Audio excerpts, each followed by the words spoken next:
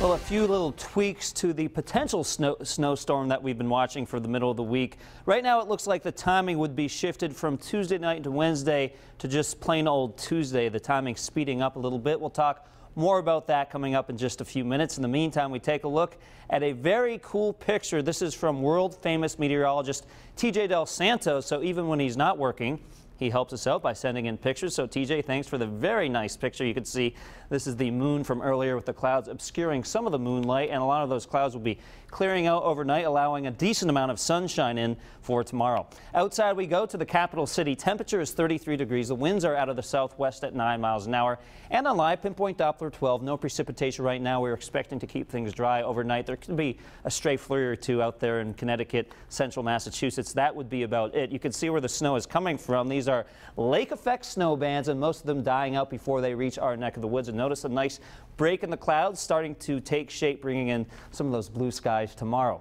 So hour by hour tomorrow, it's going to start off rather chilly. In fact, these are overnight low temperatures, and you can see mid-20s for Smithfield, low 30s for Newport, and Westerly at 29 degrees. And with the wind chills, it'll feel like it's in the low to mid-20s for a good part of the overnight hours. So it's a cold start tomorrow. By noontime, though, 45 degrees, mostly sunny, and mostly sunny by 3 o'clock in the afternoon.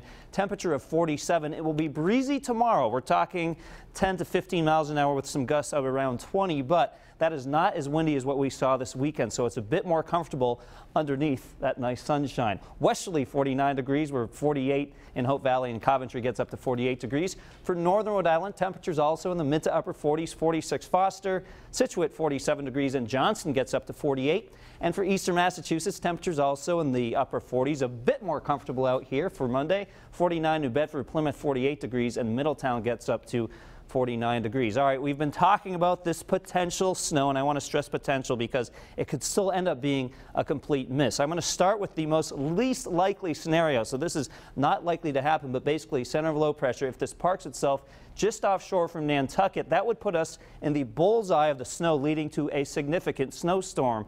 However, I don't think that's going to happen. Instead, this will stay so far offshore that we do end up on the cold side of the storm, so that does mean a snow rather than a rain event. However, most of the precipitation in this scenario stays out over the ocean. We get grazed by it, so how much snow would that give us? And keep in mind, this is very early to be throwing up snow accumulation numbers, but this is what I think would happen if it were to graze us 0 to 2 inches. So basically, I put 0 because it's still possible it stays completely offshore. 2 inches would be likely, especially north and west of, say, I-95 if we do get that grazing. But the bottom line is this: a lot could change. We could end up increasing those snowfall amounts. But again, I think the most likely scenario is a grazing and not a big storm here in southern New England. But we'll continue to track this. Michelle's in tomorrow morning, Tony's in tomorrow night. More updates to follow for sure.